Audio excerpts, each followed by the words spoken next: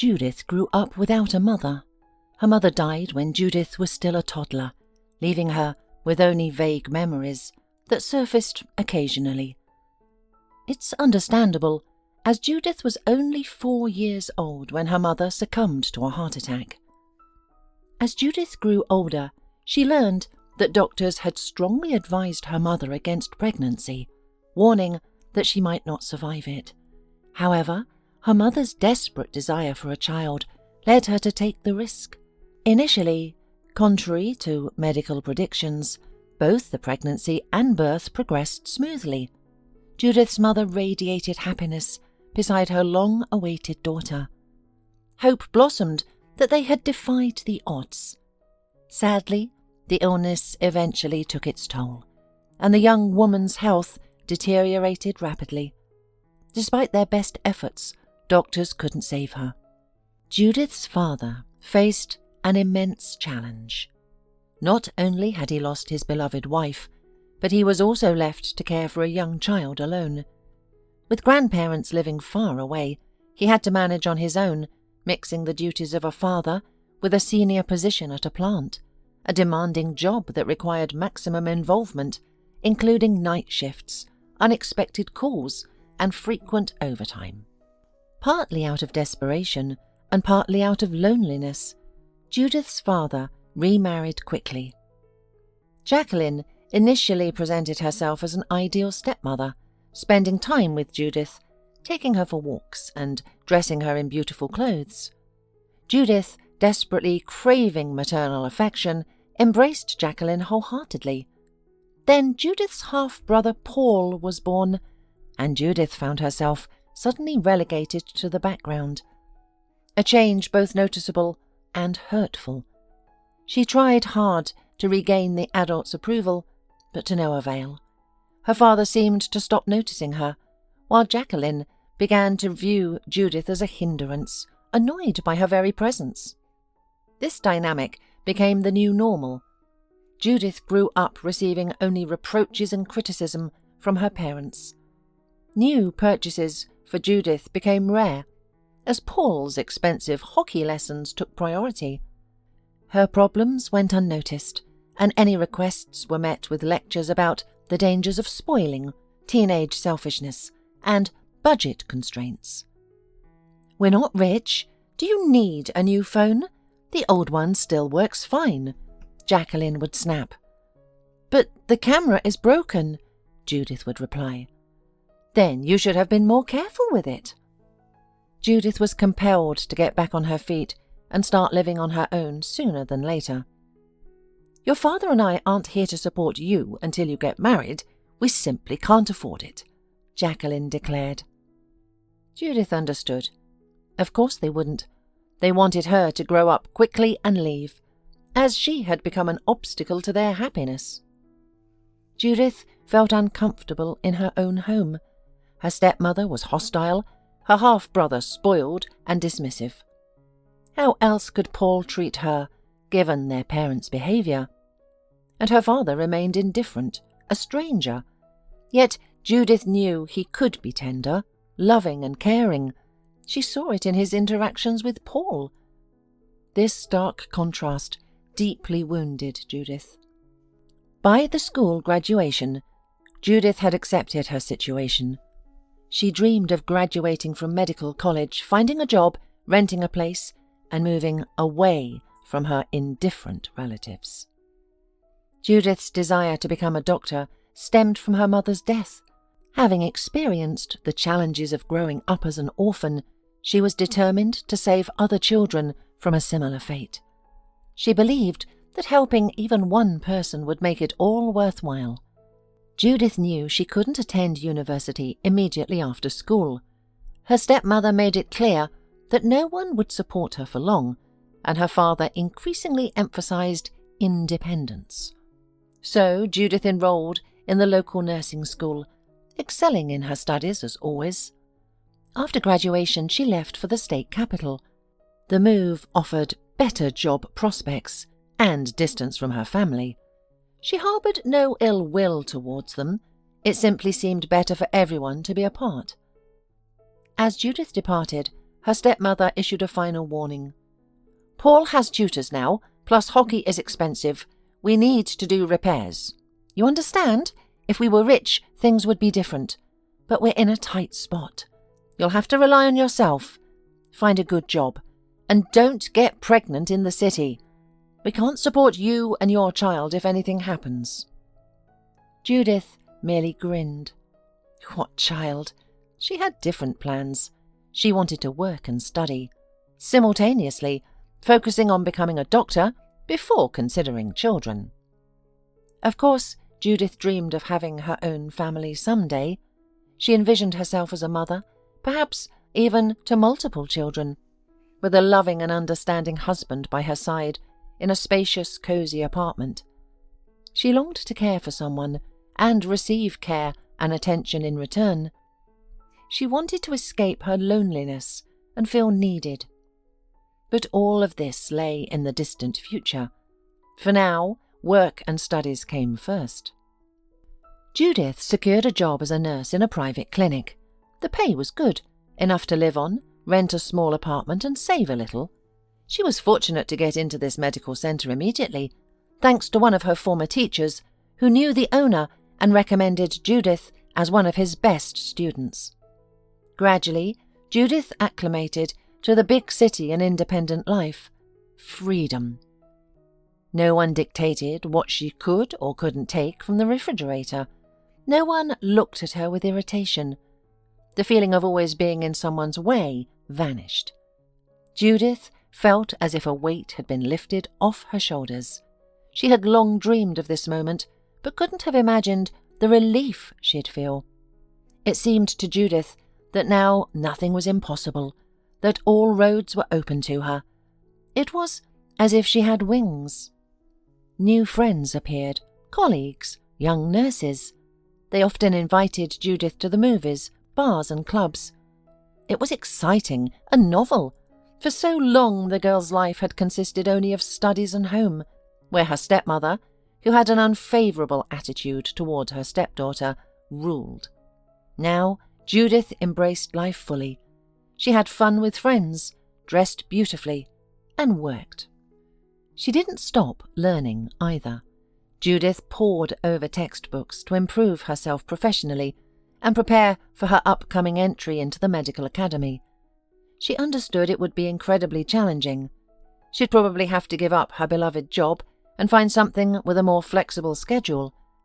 This, of course, meant a significant loss in income. Medical academy students have little opportunity for part-time work, as all their time must be devoted to study. Judith needed to save a tidy sum to live on during this period. That's why she opened a bank account, where she now transferred a significant portion of her salary each month. From time to time, her friends invited her to travel. Of course, she wanted to see the world, but Judith had a goal, and she was determined to achieve it. Then Ray appeared in Judith's life, and she suddenly seemed to forget her plans, overwhelmed by strong feelings. Judith met Ray in a bar. She and the girls had come in before the weekend to listen to music, chat and laugh, and, admittedly, to flirt and get their share of male attention. It was always so uplifting. While Judith's friends were already thinking about marriage, she didn't want anything serious yet. The girl remembered her goal, and relationships, let alone family life, didn't fit into her plans at all. Judith thought her mind prevailed over her heart, and sincerely considered herself that kind of person, until she met Ray.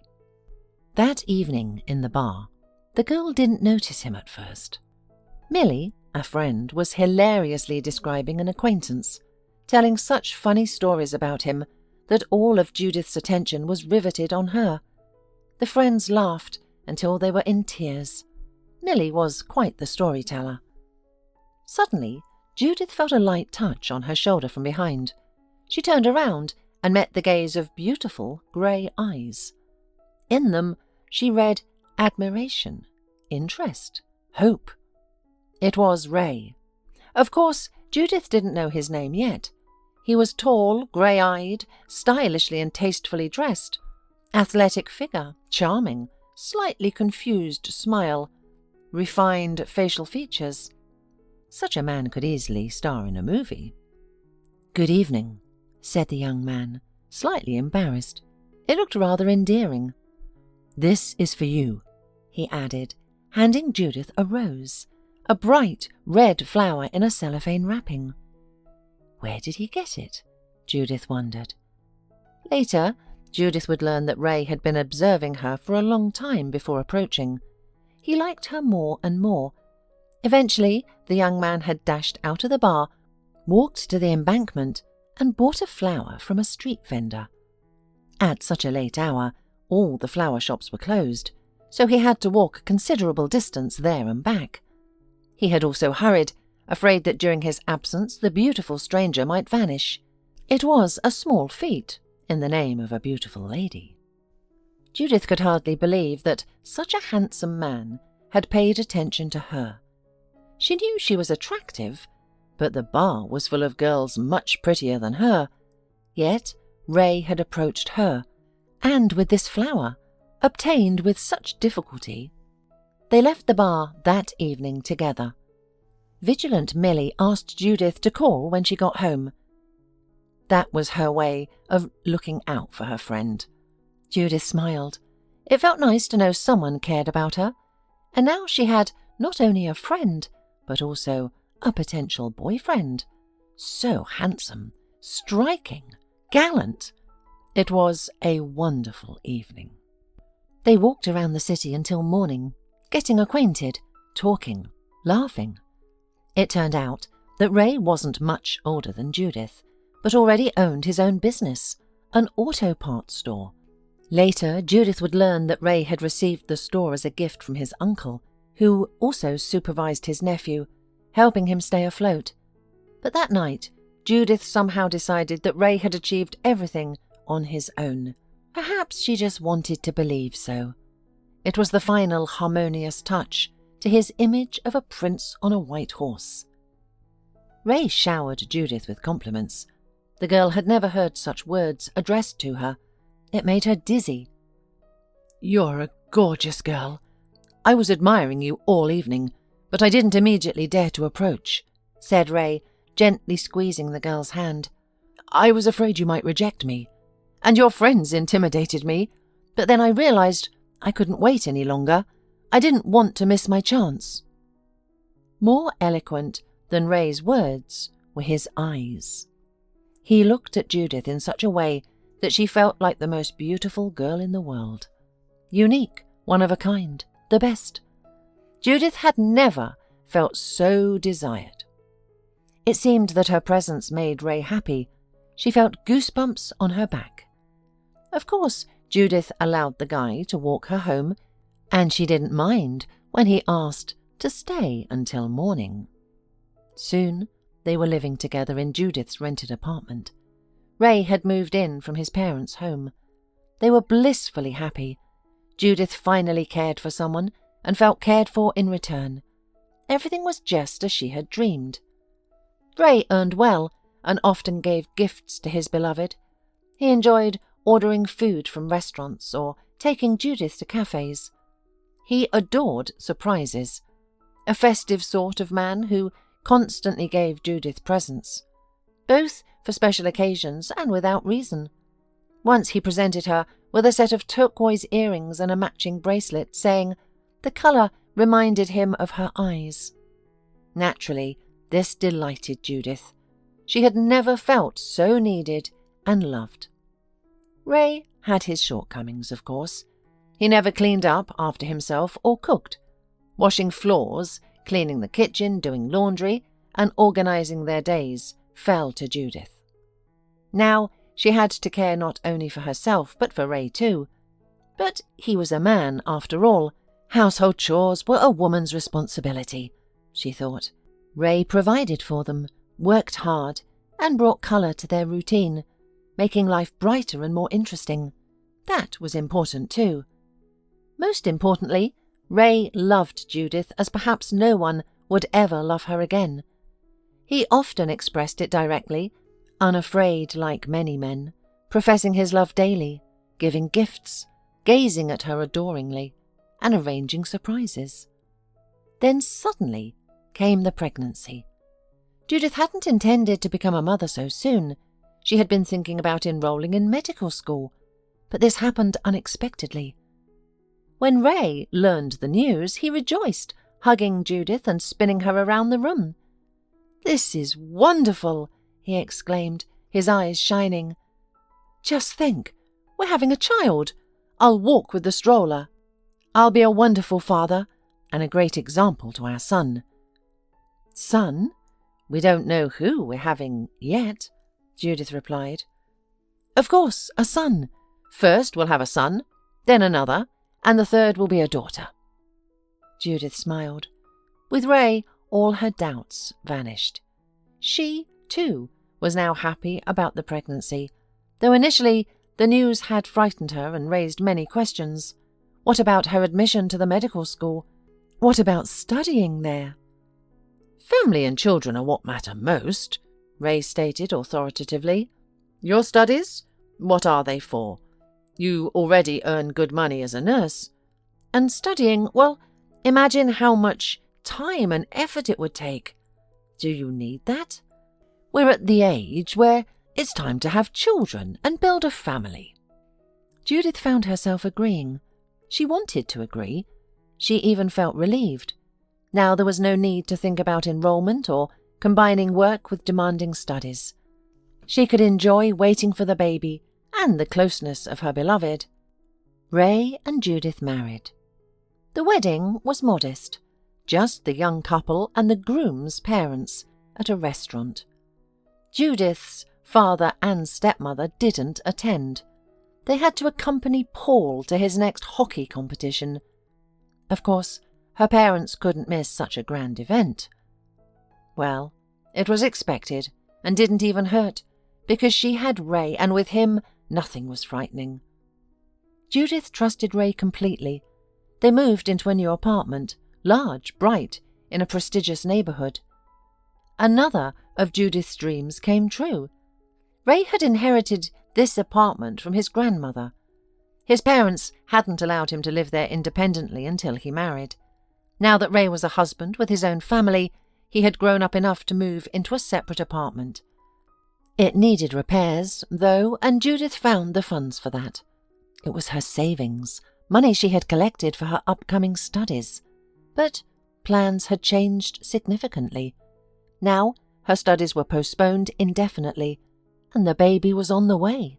She wanted to bring the child home from the maternity ward to a beautiful, fully prepared apartment. "You're such a clever girl for saving money," Ray admired. "I'm having big problems with the store now. The profit is small, everything goes into turnover. You're the saviour of our family. Now we'll do such a renovation." Judith was genuinely happy and even proud that she could contribute to setting up their family nest. Of course, she was used to having savings for a rainy day, and now this money was spent.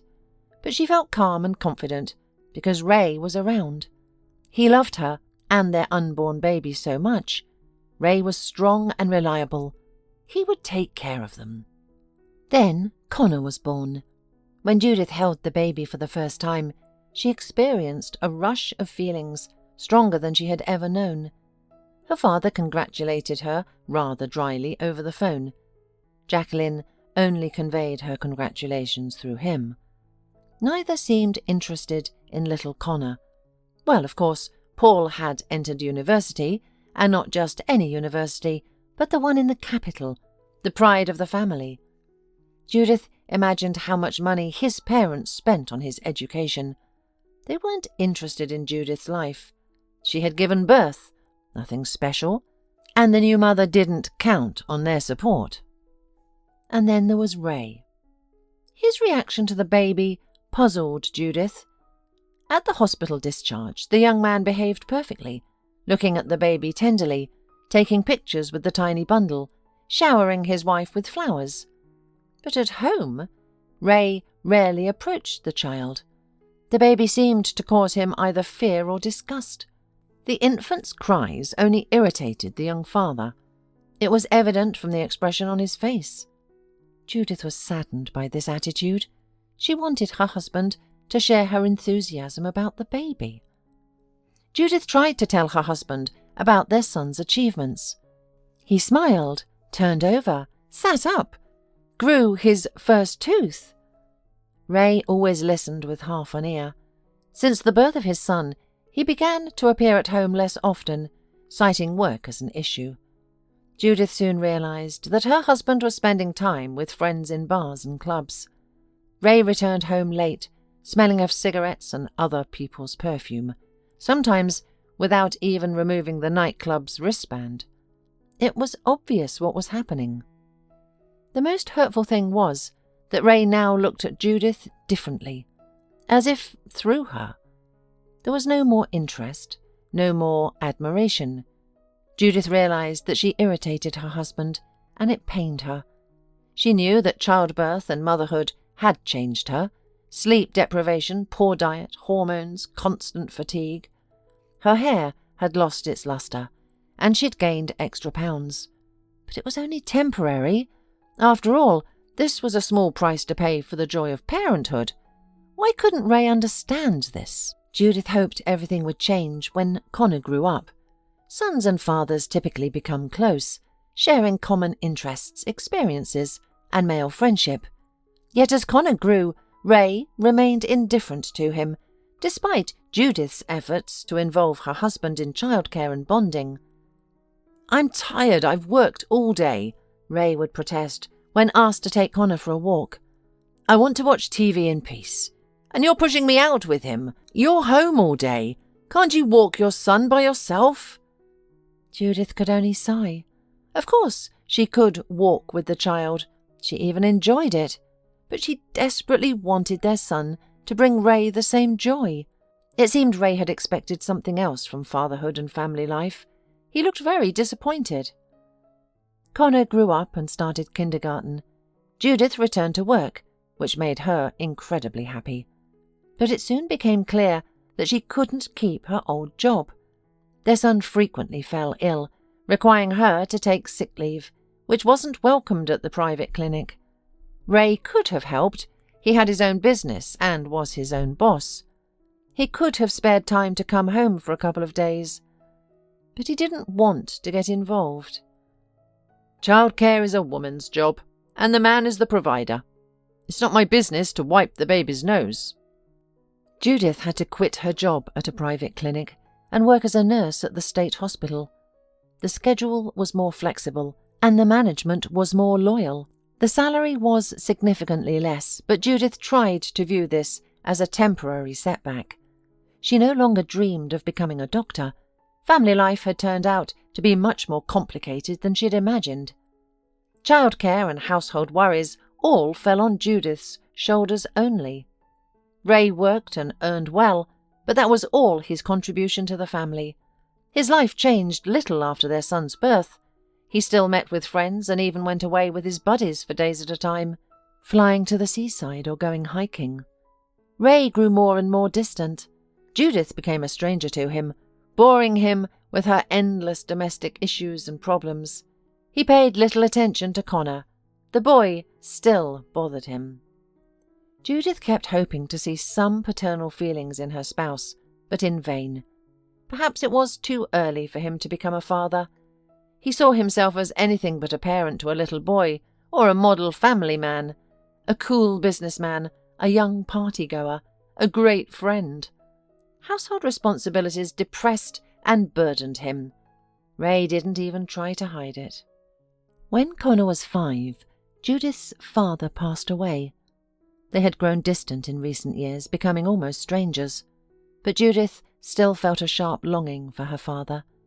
She had held on to hope that someday she and her father would become close again, as they were in her early childhood. Perhaps later, when Paul grew up and left the nest. Now all these dreams had come to an end. Judith cried for her father and for the relationship that could have been rekindled in the future. Ray showed himself quite well during this time. He tried to support his wife, comforted her, and not mincing words, reminded her of what her father had done to his own daughter when he married Jacqueline.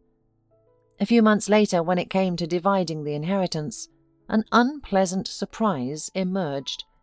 Somehow, Jacqueline had managed to ensure that the apartment remained with her and her son.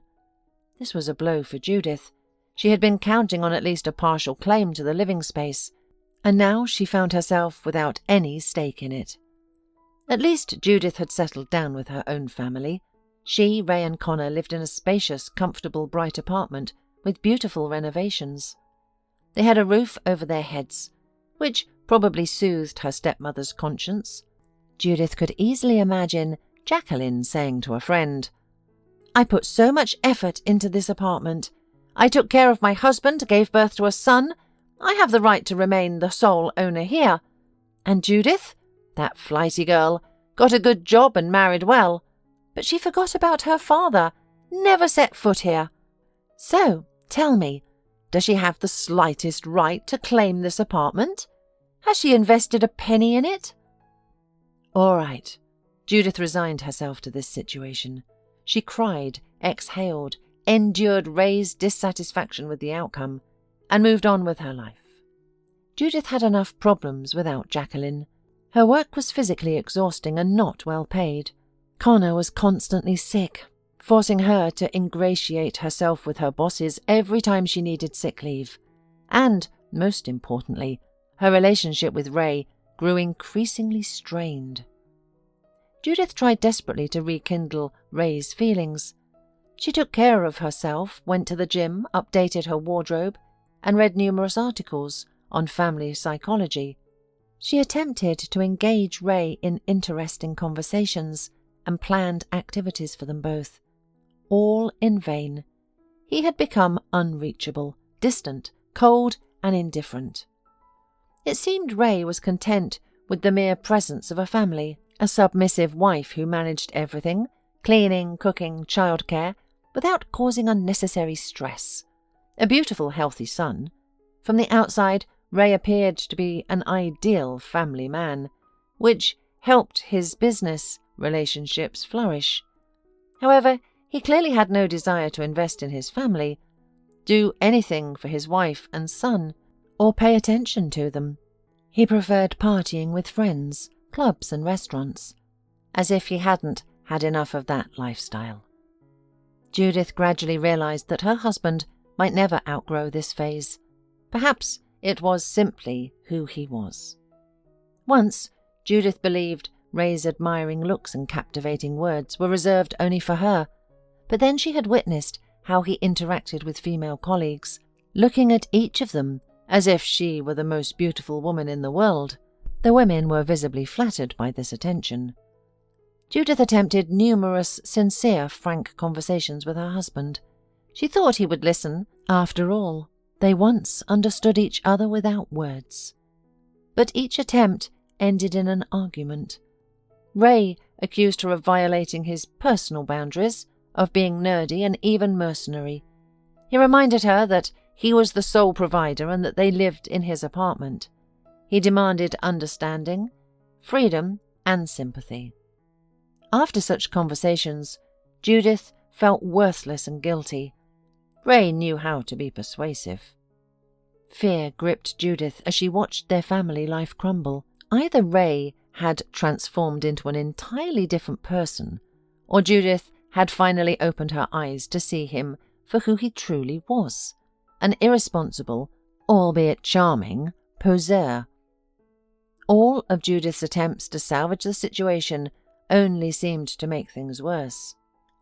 Then something happened that Judith couldn't bear. It was a Friday evening when she rushed to the store after work, needing to buy groceries before picking up their child from kindergarten. The refrigerator at home was empty, and cooking awaited her. Her mind raced with dinner ideas as she hurried through the shopping centre to the grocery department. The store windows reflected a woman worn down by life, greyish skin, an unkempt bun, baggy clothes meant to hide stubborn extra pounds.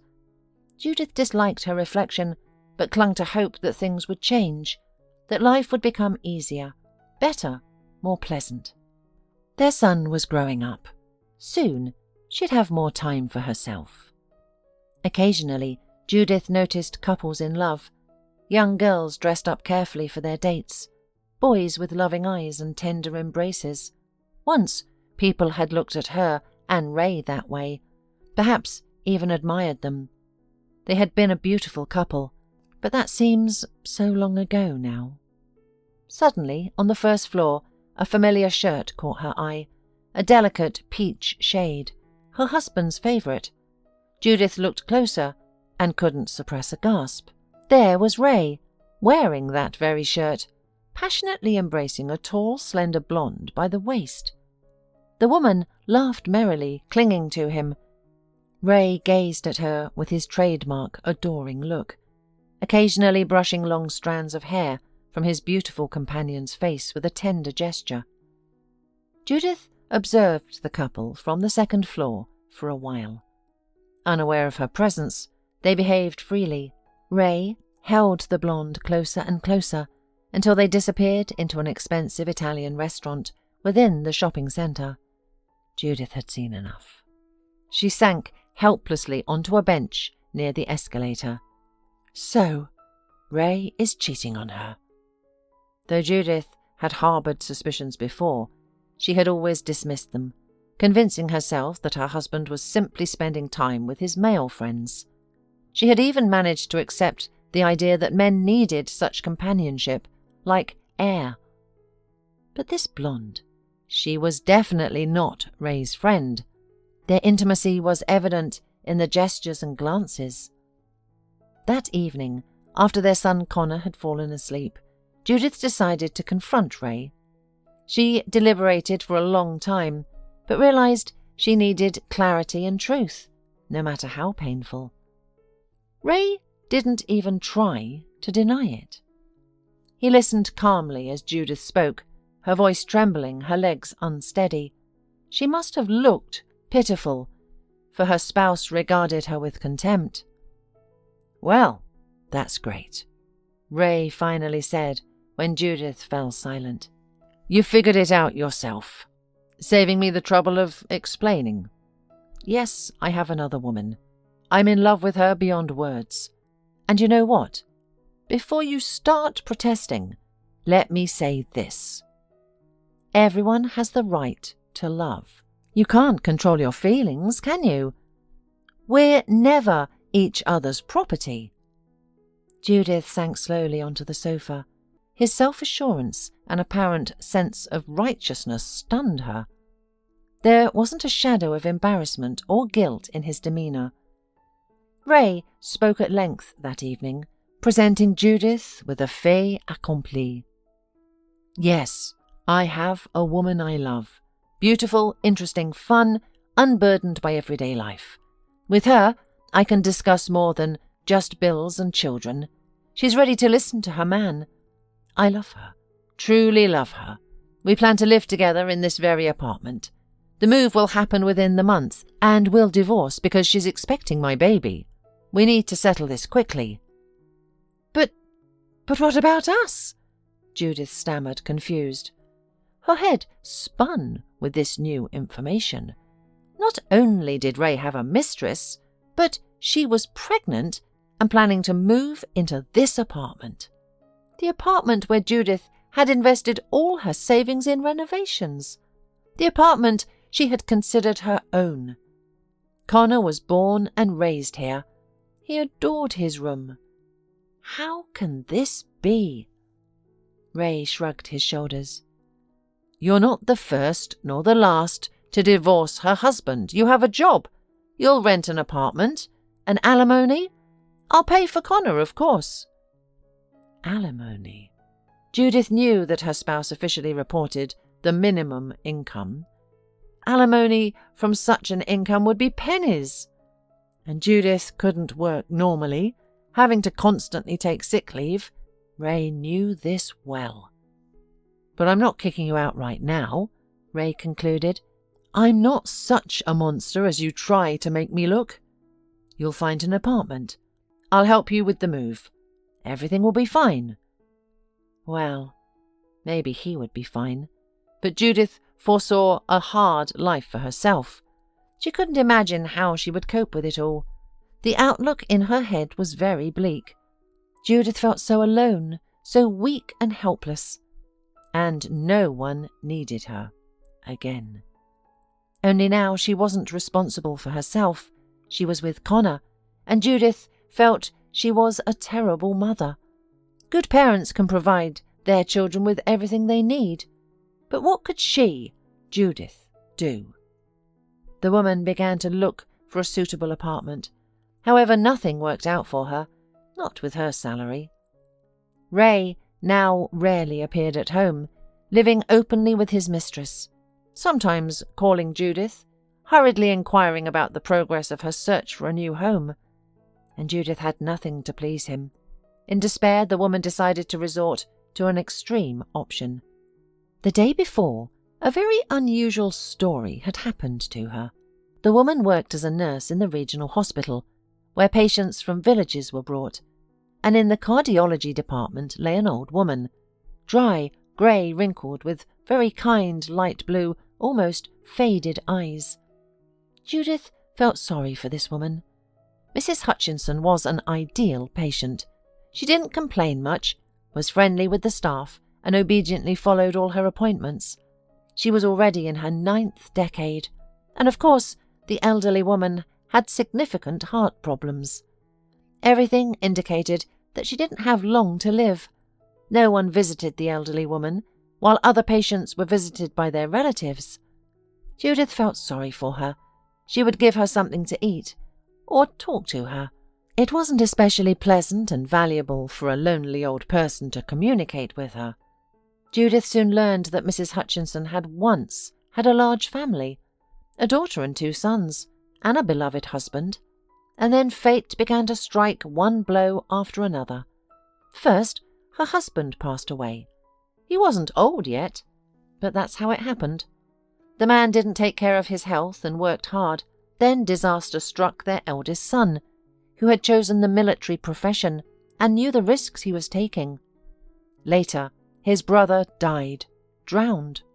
The daughter married a foreigner and left. At first she called to ask how her mother was doing. Then she forgot her family altogether. Mrs. Hutchinson guessed she had a good life there, so she didn't want to think about the past. Mrs. Hutchinson was happy for her and took no offence. And so it came to pass that there was a large family, 3 children, and now there is no one around. Mrs. Hutchinson shook her head sadly as she told Judith her tragic story. Judith looked at the elderly patient now with entirely different eyes. How can a person survive so much grief? Judith often talked to Mrs. Hutchinson. Soon the elderly woman knew a lot about the young nurse. She knew that Judith had grown up without a mother, that her evil stepmother had left her without an apartment, and she knew about her problems with her husband. And of course, Judith told her favourite patient about her dream, the unfulfilled dream of becoming a doctor. "I have lived in this world for many years," Mrs. Hutchinson said when Judith first told her what she wanted to become. "And I know one thing. If you want something terribly, it will definitely come true. I don't know how it works, but I'm telling you for sure it will come true, and that's it." And then, one day, Judith came in for her shift and was surprised to see that Mrs. Hutchinson's bed was empty. The nurse said that the elderly woman had passed away during the night. Judith felt a pain, an emptiness in her heart, as if she had lost a loved one. And so it was, for Mrs. Hutchinson was the only one who had listened to her so attentively and with such interest.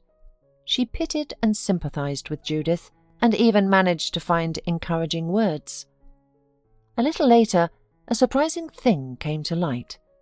It turned out that Mrs. Hutchinson had left Judith her cottage in the village and had written a will for the nurse.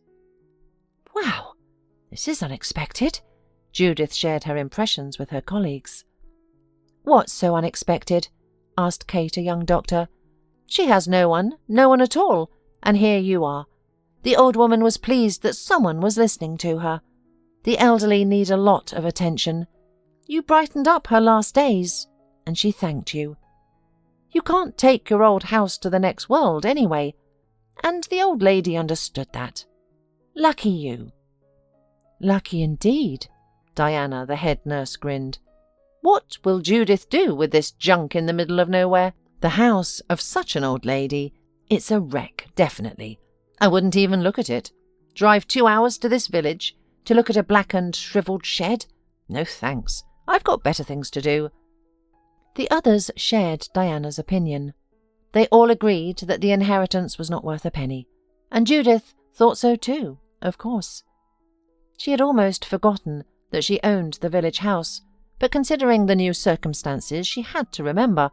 Judith took out a leaf from the folder with the documents that Mrs. Hutchinson had attached to the will. The old woman's last message, a yellowed piece of paper from her school notebook. You're a good person, Judith, only very defenceless. You have no one but your little son, and that's how you and I are alike, both lonely. You need help, support. Let my little house be that help. I don't know if you'll ever need my hut. If times get tough, go to the country. It's a shabby little house, but you can live there, and there are good people around, neighbours. They won't let you go to waste. And the view from the window, you'll understand what I mean when you see it for yourself. It's important. The view. Remember, you'll understand. And Judith, girl, don't leave your dream. Follow it. It will give you strength. You have chosen the right path, and you have enough strength. You can do it. Much of the letter was incomprehensible and strange, but Judith knew Mrs. Hutchinson had written it while in a grave condition. Naturally, her thoughts were muddled. Yet, even in her final moments, the old woman was thinking of Judith, trying to do something good for her. That meant a great deal. The following weekend, Judith packed a backpack with provisions and, along with Connor, headed to the station. After a 2-hour train ride, the woman and boy disembarked at a station overgrown with tall grass and bushes. The place looked rather neglected, but oddly cosy. Then they waited half an hour at the bus stop. A dusty, rattling bus dropped the city passengers near the village where Judith's newly inherited house was located. Judith had decided to inspect her property finally. What if the house was still habitable? Even so, the question of moving remained unclear. She needed to determine if work was available in the village or nearby. Only if everything turned out well, which Judith truthfully barely hoped for, would she and Connor move and make a new life. Judith liked the village itself, wide, clean streets, neat houses, and an indescribable scent in the air. She breathed easily and freely here, unlike in the city. There stood her new house. Old, certainly, but charming in appearance. The overgrown garden was unsurprising. Its owner had spent a long time in the hospital, though she had evidently loved it dearly before. Flowers, benches, and even garden gnomes peeked out from the overgrowth. Inside, the house was small. Old furniture, tablecloths, and lace doilies adorned every surface. Mrs. Hutchinson must have valued cleanliness and coziness. Remembering the elderly woman, Judith smiled. She had been a bright soul, and that's why her house exuded such positive energy. It felt cozy and peaceful. Judith liked the house and would gladly stay, but securing work was crucial. She and Connor needed to live on something, and Ray, well, help from him was unlikely. The view from the window. Mrs. Hutchinson had mentioned a wonderful view in her note. Judith checked all the windows, garden, neighbours' fences, nothing special, until she reached the far bedroom. Then she understood what the elderly woman meant. That window looked directly onto a house with a Red Cross sign. A hospital? Or rather, a paramedic office. Of course, perhaps Judith could find work just a stone's throw from home. And what perfect work it would be. Leaving Connor in the house with strict instructions not to go out, Judith went to the neighbouring building. Now to find out if they need workers, she thought. Judith knew villages often lacked medical personnel, as most preferred big cities. Judith knocked cautiously. A scowling man of about 35 with a beard and a white coat appeared. "Ah, you're not from round here," he said. "Locals don't knock, they just come in. Well, come on in." Judith entered. It was an ordinary room converted into a medical office. A couch covered with oilcloth by the window, a table piled with medical documents, and a cabinet with gleaming instruments and vials behind glass doors. "Have a seat," the man said, studying Judith. "What's troubling you?" "Oh, no," Judith smiled. "It's not that. I just—" And she briefly outlined her situation. She told him about Mrs. Hutchinson, her inheritance, and explained her need for work. "I have extensive experience as a nurse. I'm competent in all nursing duties, not afraid of hard work, and skilled in patient communication." "I'm sure you are." The man smiled for the first time, his eyes warming. "If you couldn't talk to patients, Mrs. Hutchinson wouldn't have left you her house. She could see right through people." "So, do you need staff?" "We certainly do. Desperately. I'm the only one in the whole village and area. I can't manage alone. I'm fighting to open an official paramedic station here, but they keep replying that it's not allowed. There's not enough staff, and so on." "And this?" Judith looked around. "Isn't this the medical centre?" "This? I founded it voluntarily. We're operating on a small scale. I'm working alone, but I can't hire help. What doctor would agree to work in the middle of nowhere for a pittance?" "Well, I would, for example." "I can't offer you a decent salary like in the city, though. I'd like to," the man in the white coat warned. "Yes, I understand. As long as there's enough for bread." "Well, there's certainly enough for that. So, what do you say?" "Yes," Judith nodded with a smile. "And I suppose it's time we properly introduced ourselves." The man introduced himself as Brandon. He explained that he had once worked as a doctor in the city, but decided to return to his native village. He'd grown weary of urban bustle and felt drawn to his small homeland, especially since people here needed his help. The nearest clinic was in the district centre, an hour away. Every day brought new medical issues, so Brandon helped his neighbours on literally voluntary basis. Brandon had converted half of the house into a makeshift paramedic's office, living alone in the other half. Judith didn't ask where the money came from, but Brandon understood her unspoken curiosity. As a former highly paid surgeon, he had savings to buy necessary medicine and instruments. The head of community also helped, allocating funds from the budget when possible. The story seemed strange and improbable to Judith, yet she liked Brandon immensely. An aura of calm emanated from him, and his warm gaze betrayed a kind heart. Judith found a job in the village, much to her delight. She briefly returned to the city to pack her belongings. Then she and Connor moved into the house they'd inherited from the kind Mrs. Hutchinson, and a new chapter began for them both. Judith soon met her neighbours. Mrs. Hutchinson was right. They were kind and helpful people who immediately accepted the new nurse as one of their own. Judith worked alongside Brandon with enthusiasm, dressing wounds, setting sprains, and giving injections. Through this work, she quickly became acquainted with the entire village. Brandon praised his new colleague's skill and ability, often saying that she should have become a doctor and finished her studies. "You have good instincts and capable hands," he'd say, shaking his head. "You'd make an excellent doctor." Judith would only shake her head in response. Her long-standing dream now seemed quite unreachable. The villagers loved and respected Brandon, seeking him out not only for medical help, but also for advice.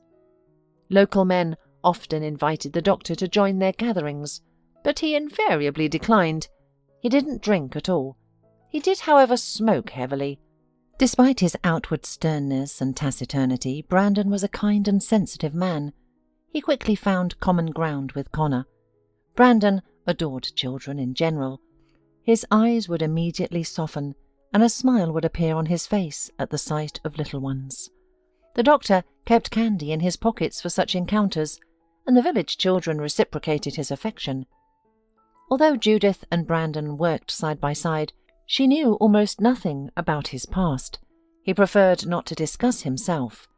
The only topic he'd talk about for hours was his ongoing struggle to open a clinic in the village. Brandon waged a relentless battle with officials, appealing to all authorities. He hired lawyers and was constantly involved in lawsuits. These matters often required him to visit town. Judith marvelled at the enthusiasm with which he defended his fellow villagers' rights, and had little doubt that his efforts would eventually bear fruit. One night, Brandon knocked on Judith's window.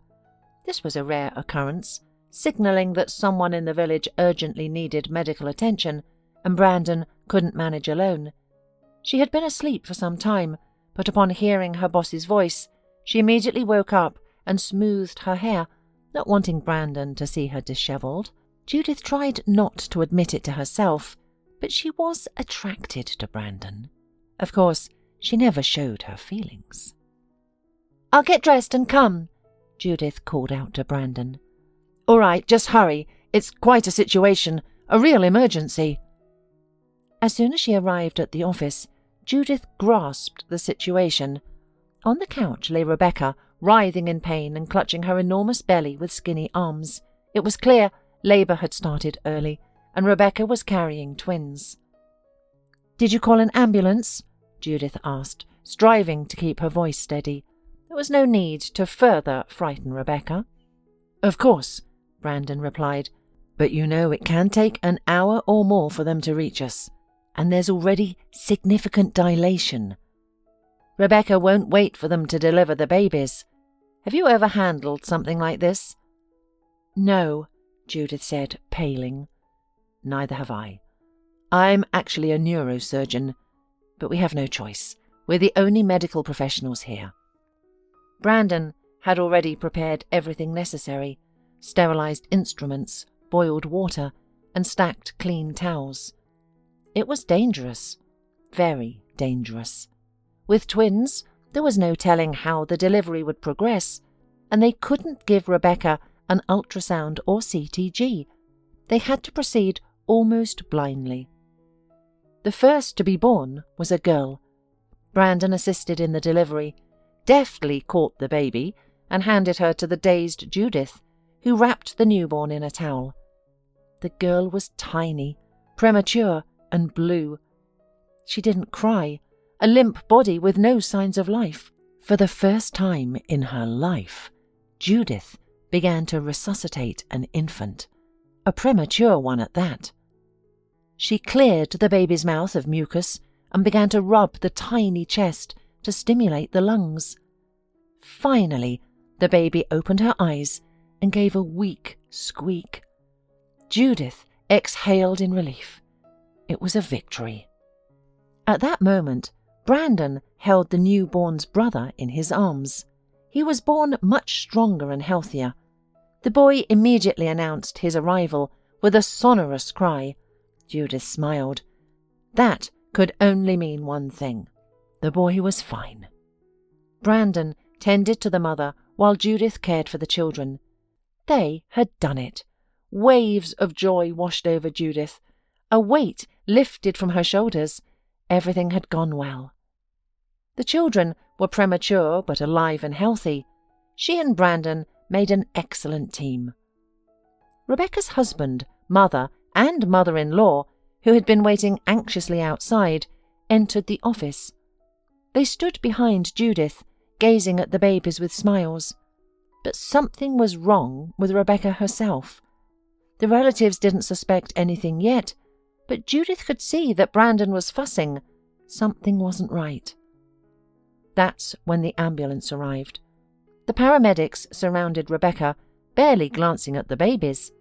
They quickly assessed that the newborns were fine, but the mother needed urgent care. "She's bleeding," We're taking her away and we'll send a car for the children. Who from the family will come with us?" Rebecca's mother and husband volunteered. The other grandmother stayed with the babies, as someone had to take them to the hospital. Soon, another ambulance came for the newborns. Brandon briefed the doctors, providing all necessary information. They left, taking the infants and their bewildered grandmother. "Well, that's it," Brandon said. "I think we've made it." "And Rebecca?" "She'll be fine. The ambulance arrived just in time. A little later, and we simply don't have the right equipment here. Rebecca could have died before becoming a mother, leaving those babies orphaned. It's fortunate the twins are okay. Childbirth is a huge risk, and we lack the equipment, drugs and incubators for premature babies. This case, I believe, will serve as an example for the officials. I'll get my way. There will be a hospital here." He paused, noticing Judith's trembling hands. "What's wrong? Why are you shaking? Everything went well. You're a good girl. You did it." I was so scared," Judith admitted, finally breaking down in tears. The tension had eased, and it was time to release her pent-up emotions. Brandon moved closer and embraced Judith tightly. It was unusual. He had never shown emotions so openly before. The woman immediately felt comforted in his arms, so warm and strong. She found herself wishing he would never let go. Somehow, without Judith realizing how, Brandon kissed her. She responded eagerly, having secretly longed for this moment, though she had hidden her feelings even from herself. Brandon had never shown any particular interest in her before. He generally kept his distance, though his kindness and sensitivity were always apparent. This sudden kiss caught her by surprise. Perhaps the stressful situation had caused them both to drop their guards and stop holding back. They were both delighted to discover their mutual feelings. "I'm sorry," Brandon said, embarrassed. "Sorry?" Judith questioned. "Are you serious?" She pressed herself even closer to him, savouring the warmth of his body. It felt wonderful to feel his heartbeat and inhale his scent. "I didn't just leave the city for the countryside," Brandon finally confessed. "I have my own story. I think it's time for you to know it. I don't want there to be any secrets between us." Brandon was a young but already talented and sought-after neurosurgeon. People from all over the country would sign up for his treatment, patiently waiting their turn. Sometimes Brandon performed what seemed like miracles. His colleagues and journalists praised his operations. A large house, an expensive car, a substantial bank account. The work of a talented neurosurgeon paid well. Everything in Brandon's life seemed perfect, except for his personal life, which was non-existent. This wasn't surprising. The man worked tirelessly and devoted himself entirely to surgery. There simply wasn't room in his world for a relationship. Until now. Then Brandon fell in love, possibly for the first time in his life, overwhelmed by his feelings. The object of his affection was a patient in his own hospital. Samantha was a photo model with stunning looks and huge, expressive blue eyes. She appeared fragile and defenseless. She had been admitted with a head injury. Nothing serious at first glance, but she needed monitoring. The girl had supposedly slipped in the bathroom, fallen, and hit her head on the tiles. It could have ended much worse, but luckily it hadn't. Samantha was often visited by her partner, a businessman much older than the young beauty. He treated her as if she were his property. The girl's bright eyes would immediately dim when he appeared. Only Brandon noticed this, probably because Samantha had already captured his heart. He was particularly attentive to her situation, while others saw only a beautiful, successful couple. One day, Samantha and her fiancé got into a heated argument right in her hospital room. He yelled at her, hurling insults. Brandon couldn't stand by any longer. He intervened, earning a hateful glare from the enraged businessman, who was barely able to control himself. "I'll talk to you later," he muttered to a weeping Samantha before storming out. Brandon awkwardly tried to comfort the girl. His heart ached for her. He wanted to embrace her, but hesitated, unsure of how Samantha would react. The girl herself pressed against the doctor, sobbing and shuddering. Brandon put his arms around her, whispering soothing words. "It was him," Samantha suddenly confessed. "He hit me that night. I didn't fall. He ordered me to keep quiet. I'm afraid of him. He'll kill me sooner or later. I don't want to go back to him." Brandon had saved Samantha then, but at a great cost. He faced threats and was twice ambushed and beaten outside his home. He was summoned to the police department multiple times. Samantha's fiancé reported Brandon to his superiors, accusing him of an inappropriate relationship with a patient. But Brandon didn't care about any of this. What mattered most was that Samantha was there for him, beloved, hoping for his help, waiting for him. Brandon couldn't let her down. Samantha was now living in her saviour's house. They fell asleep and woke up together, watched movies, took walks, and talked a lot. Brandon fell more and more in love. Samantha charmed him, occupying his thoughts and heart. Then, just when Brandon couldn't imagine his life without her, she simply returned to her businessman because he was wealthier and more successful. It turned out that Samantha was willing to tolerate some inconvenience for the sake of it. Brandon couldn't accept for a long time that she didn't truly love him. His heart was broken. He could no longer live where everything reminded him of her. So he left his job and returned to his native village, to the house from where he had once left for the city to study, work and build a life. His parents were no longer alive, but the house felt like an old friend, or even a relative. Here, Brandon found solace in the familiar walls. He didn't want to return to his old life. He was healing his wounds and coming to his senses. Here were his native places, familiar faces from childhood, silence, calmness, and an entirely different rhythm of life.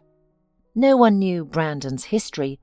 People thought he was simply drawn to his roots. It happens to people with age, they reasoned, though it seemed strange to the neighbours.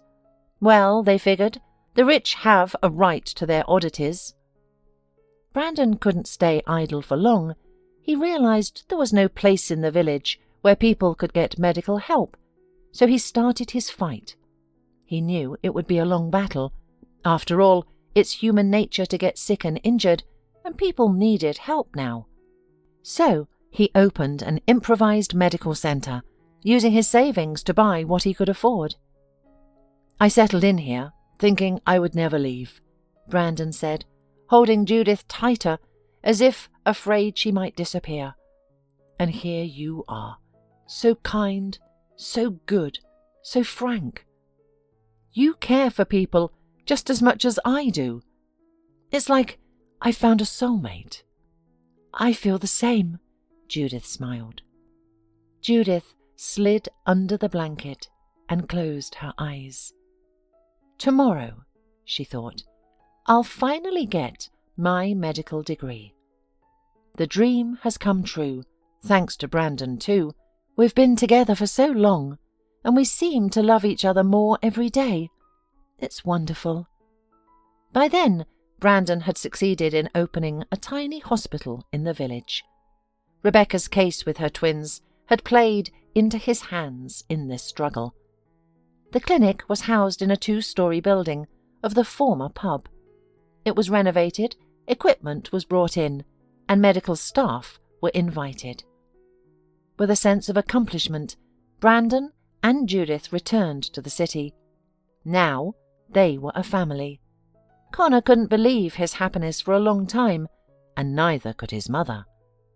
Brandon, as he had wanted, went back to work, continuing to perform surgeries, giving people health and a chance for a full life. And Judith, she entered medical school, still determined to realize her dream. Brandon supported her in this endeavor and even helped her prepare for the entrance exams. Very soon, Judith, a certified therapist, will join her husband at the hospital as a specialist and start working. Connor has grown up and assures his parents that he too will follow in their footsteps and become a doctor, though he hasn't yet decided on his specialization. Brandon was proud of his stepson's decision. "We'll have our own dynasty, son," he exclaimed. Judith knew it would turn out this way. Everything was going even better than she had dreamed.